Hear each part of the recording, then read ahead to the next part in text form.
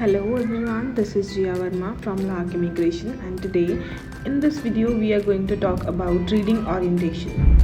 In this video you will get to know about all the things that are related to the reading module of your IELTS exam, and also you will get to know about the different type of questions that you will face in your final exam.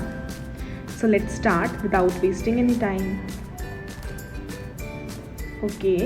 So basically हमारे पास दो तरह की readings होती हैं. The first one is the academic and the second one is the general. In the academic उसके अंदर आपके पास क्या होता है, you will gate 3 long passages जिसके अंदर आपको बहुत अलग अलग तरह के क्वेश्चंस दिए होंगे. There will be different type of questions available in your question paper and you have to find out the answers of those questions from those given 3 passages. And if I comes to the general reading में क्या होता है, सारा कुछ same होता है but instead of the long passages general reading के अंदर हमारे पास शॉर्ट पैसेजेस होते हैं जिसमें से हमें आंसर्स फाइंड आउट करने होते हैं. और जो क्वेश्चन टाइप्स होते हैं वो दोनों ही जो पार्ट्स होते हैं लाइक एकेडमिक एंड जनरल, इन दोनों टाइप्स में बिल्कुल सेम टाइप के क्वेश्चन होते हैं. And difference that is there is only the length of those passages that are available in these 2 different types. And now comes to the types of questions. So in total we have 5 type of questions. The first one is the multiple choice question. इसके अंदर आपके पास 4 options होंगे. First question होगा, first of all you have to read the question and then you have to fit the best answer in the answer sheet. और इसके अलग अलग मेथड्स भी होते हैं हमारे पास, like elimination method. You can use elimination method in which we can do कि जो आपको लग रहा है कीवर्ड्स मैच करो थोड़े से और स्टेटमेंट्स मैच करो. अगर मैच हो रही है तो ठीक है, उसको रखो ऑप्शन में. एंड अगर the statement is like 100% wrong, so eliminate that option so that you can find out best out of 1 or 2 options that you are left with in the end. उसके बाद हम आते हैं true false and not given and yes no not given पे. ये 2 different type के questions आपके पास कई बार देखने को मिल जाते हैं. जैसे एक पैसेज में आपको मिल गए true false and not given and in the next passage you will face yes no and not given. ये दोनों ही जो टाइप्स हैं दे आर क्वाइट सिमिलर. बस डिफरेंस होता है ये जो ट्रू की जगह येस, फॉल्स की जगह नो, और नॉट गिवन तो सेम होता ही है हमारे पास. Now if I move to the fill in the blanks. तो फिल इन द ब्लैंक्स हमारे पास बहुत अलग अलग तरीके से आ जाते हैं. लाइक समरी कंप्लीशन भी हमारे पास 2 तरह की आती है. The first one is the कि हमारे पास वर्ड बैंक दिया होगा और उसमें से हमें वर्ड फिट करने हैं.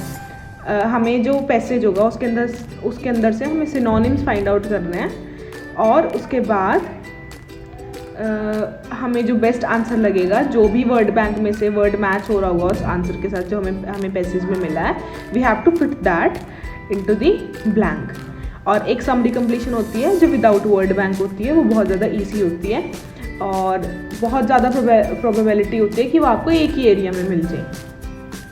उसके अंदर आपको डायरेक्ट जो आपको वर्ड मिला है पैसेज में, you have to fit that in the blank. Next one is the process completion. इसके अंदर प्रोसेस दी होती है आपको पैसेज में एक पैराग्राफ में या 2 पैराग्राफ्स में एक अच्छे तरीके से प्रोसेस एक्सप्लेन करी होगी. उसके बाद आपको as a question process completion का क्वेश्चन आ जाएगा. उसके अंदर you will get some questions की फर्स्ट स्टेप कौन सा है, या फिर सब्लिमेशन के बाद क्या होगा, कंडेंसेशन से पहले क्या होगा. You have to find out those answers from the passage only. और उसके बाद आता है table completion and diagram labelling. These both questions are also quite similar with the above mention that I have already explained you. Diagram labelling में भी आपको अलग अलग पार्ट के नाम दिए होते हैं पैसेज के अंदर. You have to find out and you have to fit the best. उसके बाद हमारे पास आती है हेडिंग्स में क्या होता है, we are given with the options और हमें पैराग्राफ के अकॉर्डिंग एक हेडिंग चूज़ करनी होती है कि इस पैराग्राफ के अंदर उसका सबसे पहले हमें we have to make the crux of that particular paragraph, and उसके बाद we have to fit the specific heading that we are thinking कि this is the best one.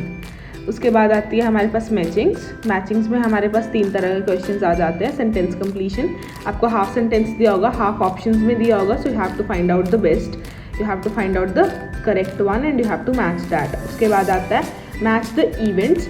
आपके पास कई बार या तो ईयर्स गिवन होंगे और आपको इवेंट्स बताने होंगे कौन कौन से हो, या फिर कई बार हमारे पास होता है कि साइंटिस्ट के नाम गिवन है और उन्होंने मतलब जो भी रिसर्च करी है, the experiments that they had already done, we have to find out those. और उसके बाद हमें ऑप्शन के अकॉर्डिंग वो लगाना होता है. The last one is the match paragraphs. ये भी बिल्कुल सेम होता है हेडिंग्स की तरह.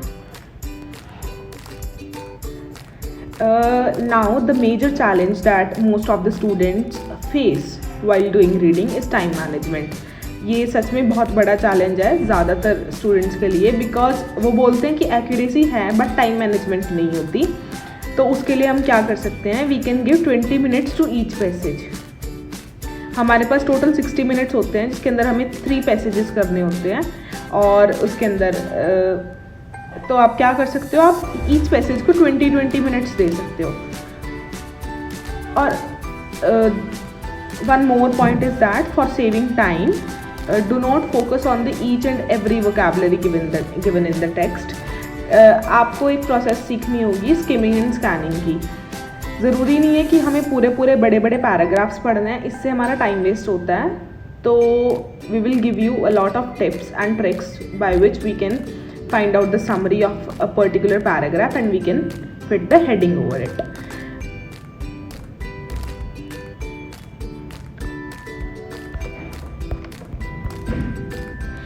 This is the reading answer sheet that you will get in your final IELTS exam.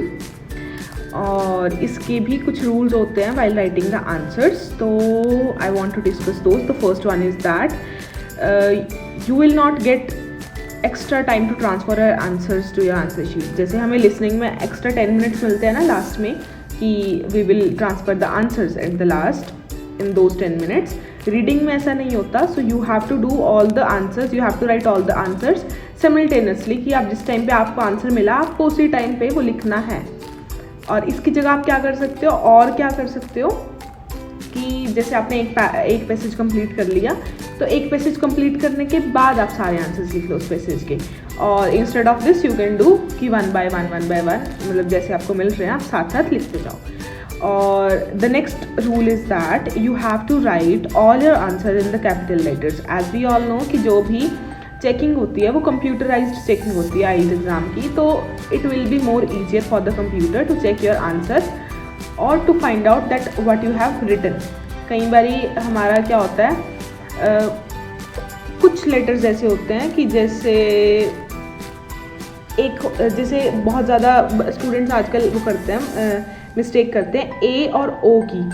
जैसे हम कर्सिव में ए लिख देते हैं ना, छोटा ए और छोटा ओ, तो इन दोनों में ना फ़र्क डिफरेंस पता नहीं लगता कई स्टूडेंट्स की राइटिंग में.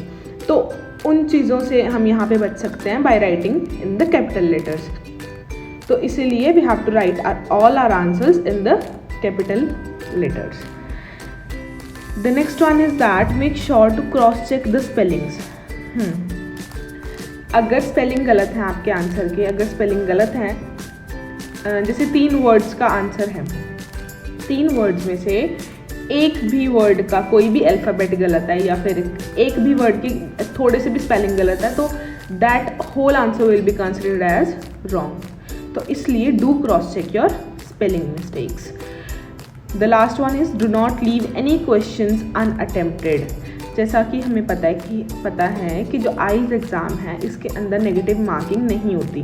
तो it is a plus point for all of us कि we can attempt all the questions. अगर हमारे पास टाइम नहीं भी बचा, अगर ऐसा ज़्यादातर पॉसिबिलिटी हमने ये रखनी है कि हमारे पास टाइम बच जाए लास्ट में, so that we can cross check our answers, so that we can find out कि हमारी कोई स्पेलिंग मिस्टेक नहीं है, ये सब कुछ. तो इसीलिए, लेकिन अगर हमारे पास लास्ट में टाइम नहीं बचा और we are left with 2 to 3 questions, और जितने भी क्वेश्चंस बचे होंगे तो वहाँ पे अपने हिसाब से बेस्ट आंसर फिट करिए. So that's all for today, and do subscribe for more such videos. Hope you like this video.